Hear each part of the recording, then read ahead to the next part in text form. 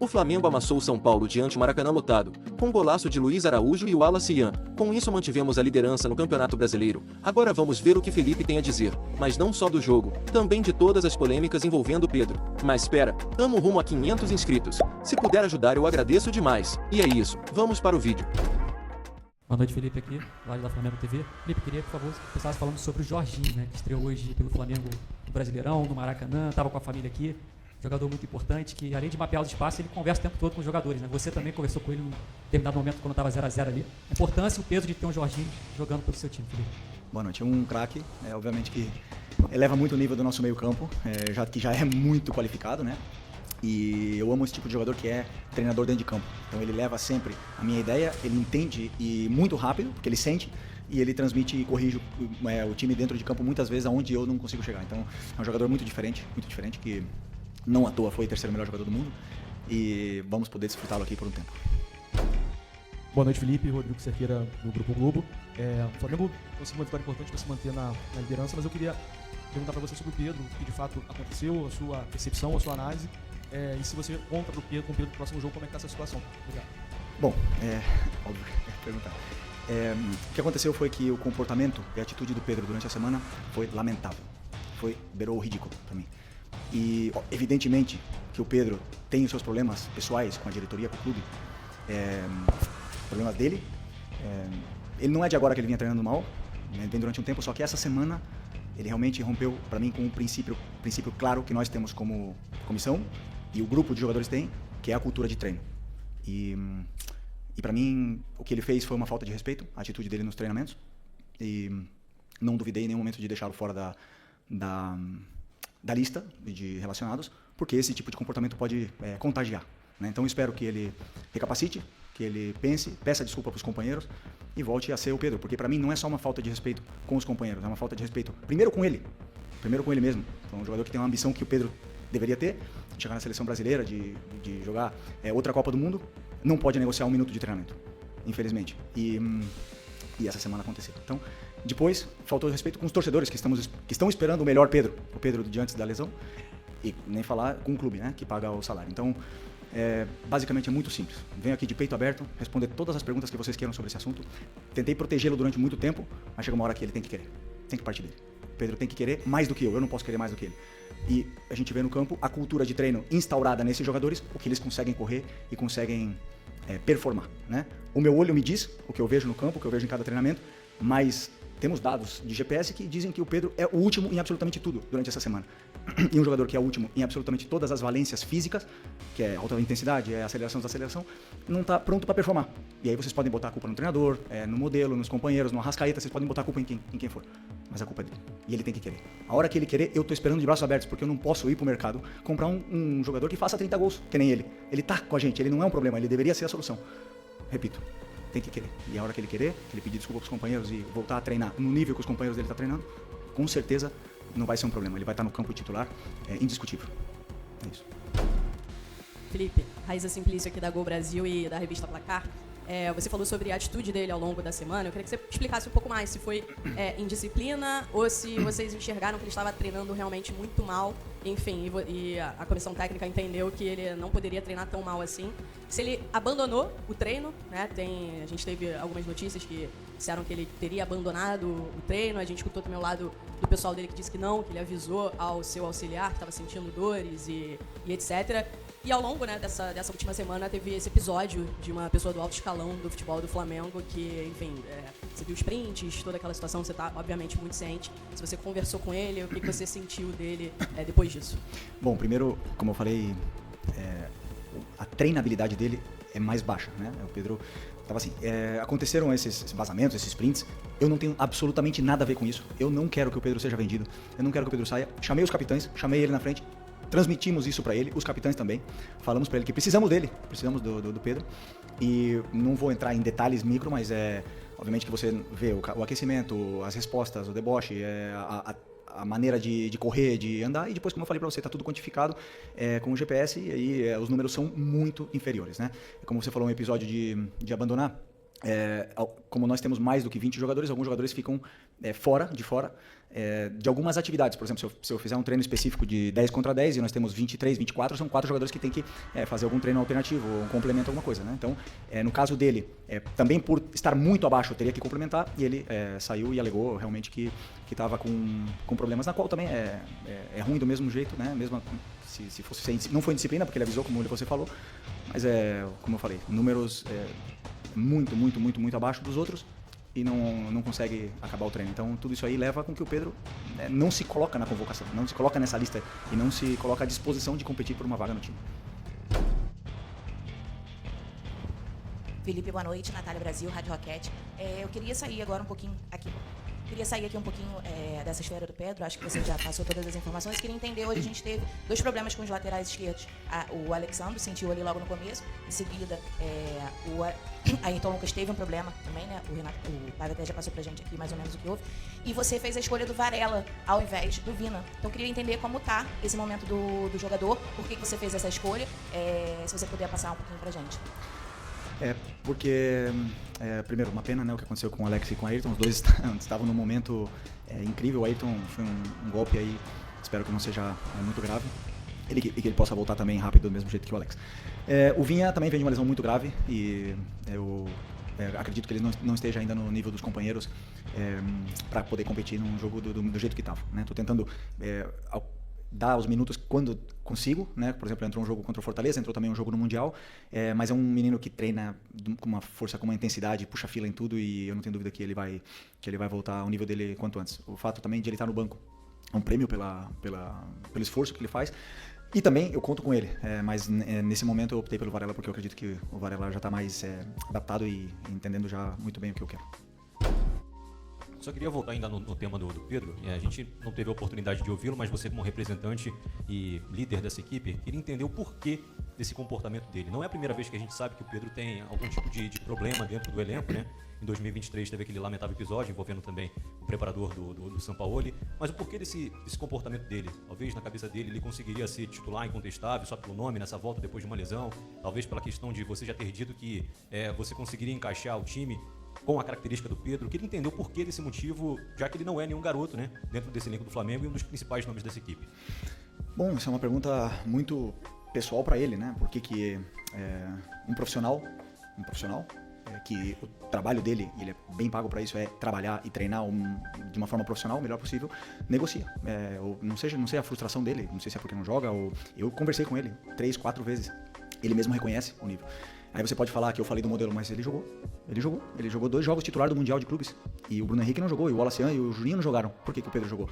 Porque eu tô tentando recuperar o Pedro. Nós todos esperamos o Pedro, quando a gente vê o Pedro no campo, esperamos o Pedro antes da lesão. O Pedro pós-lesão não é o mesmo. Ainda ninguém não viu. Ele teve um jogo muito bom, excepcional contra o Corinthians, depois caiu o nível. Eu sei por quê. Já falei pra ele, pessoalmente, porque ele treina mal. E aí me demonstra, sabendo, depois claro que eu conto que ele tem uma qualidade excepcional e que a bola vai chegar e ele vai fazer gols e ele vai ajudar a equipe. Mas infelizmente não tá nesse nível, não tá no nível dos companheiros, isso é óbvio. E o que eu espero dele é que ele lute. O que mais? Ele tem que lutar com ele mesmo, ele tem que lutar com a cabeça dele, não comigo, não com os companheiros, não com ninguém. Ele tem que lutar, trabalhar mais que todo mundo, em silêncio. E eu tenho certeza que a hora que ele estiver assim, ele é melhor, ele é um dos melhores que já jogou uma Copa do Mundo, é um dos melhores que já passaram aqui na história do Flamengo. Agora ninguém vive de passado. Futebol se conquista diariamente. Luiz Araújo é prova disso, Alan é prova disso. A única coisa que melhorou do Alan do ano passado para esse ano foi a treinabilidade dele. É o que mais treina. O Eric e o Varela são prova disso. Não negociam um aquecimento, não negociam nada e jogam e performam. Então não tem outro caminho. Por mais que eu aqui ande dando voltas e falar de modelo e tal, ele tem que querer. E a hora que ele quiser, meu amigo, ninguém para, mas ele tem que querer. Felipe, aqui, sua esquerda. Tudo bem?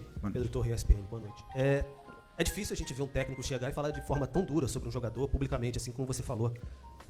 Você falou, tô de braços abertos para o Pedro. Você acredita que a relação é possível de reconstruir com o Pedro diante dessa exposição? Enfim, que o jogador às vezes se sente muito exposto, a gente sempre fala sobre isso, etc. Mas a partir do momento que você tem essa posição pública, é possível uma reconstrução de relação com o Pedro? E você falou, conversei com ele várias vezes. Quais foram as respostas, as reações do Pedro, em especial essa última vez que você conversou sobre esse fato de ficar fora contra o São Paulo? Qual foi a reação dele em relação a tudo isso? Obrigado. E a exposição do treinador? Quem pensa nisso? Né? Muitas vezes, quando a gente Passa o time titular, ninguém entende, e todo mundo porrada no treinador. Ninguém se preocupa pela exposição do treinador, né? Mas chega um ponto, como eu falei, defendi durante muito tempo. Claro que dá. Eu não quero que ele saia. Eu falei pra ele fazem 6 dias, não quero que ele saia. Quero que ele se dedique, que corra, que o treino gere essa adaptação nele pra ele poder fazer o que todos os companheiros fazem, correr no campo. A hora que ele correr e segurar a bola e sustentar os duelos com os zagueiros que não tá fazendo, a hora que ele fizer isso aí, ele vai jogar. Não precisa me dar abraço, não precisa me dar mão, não precisa me dar bom dia, não precisa nada. Ele precisa ser profissional, ir lá e resolver no campo. Mais nada. E tenho certeza que quando ele fizer isso aí, eu vou estar esperando o abraço. Se ele não quiser me dar, não tem problema nenhum, mas eu quero ganhar. Se o Pedro quiser ganhar comigo, vamos junto. Se ele não quiser, outros vão querer. Boa noite, Felipe Isabelle Costa, Canal Gold. Queria te perguntar sobre negociações e como a janela abriu, né? A gente também tem visto um pouco da movimentação do Flamengo no mercado. Até surgiu o nome do jogador, né? Mike Johnston, que aparentemente tinha até um voo comprado para chegar durante essa semana, mas a diretoria parece que voltou atrás. Queria saber de você, que é o técnico e provavelmente acompanha isso tudo, como é que tem sido esse trabalho para mapear, por que teve essa decisão de voltar atrás pela contratação desse jogador? Além de contratações para chegadas, também tem notícias sobre saídas, como o Matheus Gonçalves. Tem alguma decisão tomada sobre o Matheus? Você conta com o Matheus no time? E também queria entender o que rolou com o Mike, que voltou atrás, né? Obrigada. Desculpa, essa pergunta é uma pergunta para o Boto, né? Eu sei... Não, sim, eu passei pro clube o que eu acho que a equipe precisa, o elenco precisa, as posições que a gente precisa reforçar, as características dos jogadores que eu gostaria que chegassem. Depois é o clube que mapeia, que faz as ofertas, que contrata, que cancela, que toma as decisões que eles têm que tomar. O jogador que eles colocarem para mim, o meu trabalho é fazer eles renderem o máximo possível, né? Obviamente que sabemos que tem que chegar gente, né? Perdemos bastante jogadores e vão ter que chegar outros para poder elevar o nível ainda mais desse elenco que já é altamente qualificado. Sobre o Matheus, conto com ele, claro, conto com ele. Até muito nobre da parte dele querer jogar, adoro isso. Ele ama jogar, ama futebol, se frustra quando não está no campo. E até agora, claro, a posição dele, a concorrência com a posição dele é muito alta. Era o jogador titular da seleção brasileira, que acabou de sair. Agora tem o Luiz Araújo, tem o Plata que joga com ele, nessa posição. E competir posição com esses jogadores, e aliás, o Gerson era capitão da equipe, então não é fácil. Teve menos minutos, então é muito admirável e louvável a humildade dele de querer descer para o sub-20 para poder ter minutos, e é onde eu gosto muito. Claro, passaram os vídeos, as imagens, a gente olhei, falei com as características que eu quero e aproveitar. Felipe, aqui tudo bem? Boa noite, da Marina Litoral News. Eu lembro que você deu uma declaração quando o Pedro estava voltando, que ele primeiro teria uma alta médica e depois alta futebolística. Queria te perguntar se em algum momento você viu essa alta futebolística, desde o momento que ele voltou até agora, e em cima disso, a gente via nas suas falas dos jogadores que o Pedro se dedicou muito durante o período lesionado. Você acredita que esse pode ser o tom da sua conversa com ele, para ele voltar ao potencial que ele tem? Desculpa, repete a segunda parte. Qual é a pergunta em concreto? Eu quero saber, com base naquilo que você falou, do Pedro ter uma alta médica e depois alta futebolística, se já aconteceu na sua visão, em algum momento, e também a questão dessa volta do Pedro, porque quando ele estava lesionado, você falava muito que ele era um dos que mais se dedicava, e a recuperação até foi rápida por conta disso, e isso pode ser algo que você possa lembrar para ele voltar a performar ainda. Isso me surpreende, porque é um jogador que se esforça tanto, né, para superar uma lesão tão grave. O que eu espero é que ele se dedique ainda mais para superar e ganhar ritmo durante os treinamentos, né? E vocês podem ver bem comigo, assim, não consigo ser justo com todo mundo, não consigo. Tem alguns jogadores que não, mas grande maioria dos jogadores que falaram no campo ganharam a vaga. Então quem tá melhor normalmente comigo acabou jogando. Teve a exceção aí um pouco do Varela, talvez, que mereceu jogar, só que o Wesley estava num momento extraordinário. Mas assim, normalmente, pessoal o próprio Plata estava pedindo passagem e ele acabou ficando mais uns jogos no banco. Mas o resto, quem joga bem, como eu falei pra vocês, eu quero botar os melhores no campo. E espero isso, que o Pedro se torne o melhor no treino. O melhor. Que ele fique louco comigo e vá lá e faça 5 gols amanhã e que seja uma opção mais pro nosso ataque. Bom, ele tem alta médica, né? Só que a alta competitiva é uma coisa que não é mensurável, uma coisa que a gente entende que quando a gente compara, né, e a gente espera o Pedro antes da lesão, e você vê depois da lesão, ainda tá longe. Então, para mim, a alta competitiva você vê quando o jogador começa a se assemelhar com o que ele era antes, né? Então, é um pouco isso. A alta médica é a única que avala o jogador para poder voltar. Oi, Felipe, Sérgio Lobo. Queria saber de você o seguinte: hoje foi mais um exemplo, vou falar do jogo, tá? Foi mais um exemplo. Foi um jogo grande, o Flamengo ganhou, manteve a liderança e fez uma grande atuação, né? Vai lá, desculpa, vai. Não, e aí o seguinte, eu reparei de novo contra um time do porte do São Paulo, que é um grande time do futebol brasileiro, vindo aqui enfrentar o Flamengo no Maracanã, é um time que atuou de novo, a linha toda para trás, deixou o André Silva na frente, o Oscar um pouquinho ali flutuando entre as linhas, tentar chegar próximo ali do André, no segundo tempo recuou ainda mais o Oscar. E assim, você está preparando cada vez mais a tua equipe para ter esses embates, mesmo contra times grandes, enormes do futebol brasileiro, vindo aqui no Maracanã para jogarem mais uma vez dessa forma, com linha abaixo, tudo que é o que está acontecendo, né? O time deixa o Flamengo ficar com a bola, o Flamengo tentou várias vezes, o Rafael fez um grande jogo, o goleiro de São Paulo hoje, evitou muito mais gols. Eu queria saber como é que está sendo esse preparo, olhando mesmo para o adversário, que é um adversário grandíssimo do futebol brasileiro. Grande pergunta, grande pergunta. Estou até feliz pela sua pergunta, mas eu vou ter que discordar, porque sobre a minha visão do que eu li nas notícias do time que ele preparou para enfrentar o Flamengo, é um time que ficou baixo. Não é um time que veio para jogar baixo. É um time que ficou baixo e veio... Desculpa, é um time que veio para jogar, montado para jogar, com jogadores com bom pé. Não veio para se defender, porque se fosse para se defender, teria vindo com outros jogadores. Só que a pressão asfixiante dos atacantes não deixou eles jogarem. E aí eles tiveram dificuldade de sair. E nosso time depois conseguiu sair, não sempre, e você pode ver como eles não vieram baixo, que o Rossi teve que dar mais de 4 lançamentos longos no primeiro tempo. Então eles vieram para pressionar. Desculpa discordar, é um pouco mais... O fato de o time conseguiu encontrar soluções e os espaços que o São Paulo estava deixando, empurrou o São Paulo até embaixo. Então esses 5-3-2 acabaram fechando, bloqueando bastante o meio, e a gente só conseguia entrar por fora. Mesmo assim, fizemos muitas chances e... Tô frio aqui. E fizemos muita chance, fizemos um primeiro tempo assim maravilhoso, praticamente perfeito. Não lembro do time ter sofrido, mas esse time de São Paulo é um time muito bom e eu já sofri o Crespo como treinador aqui.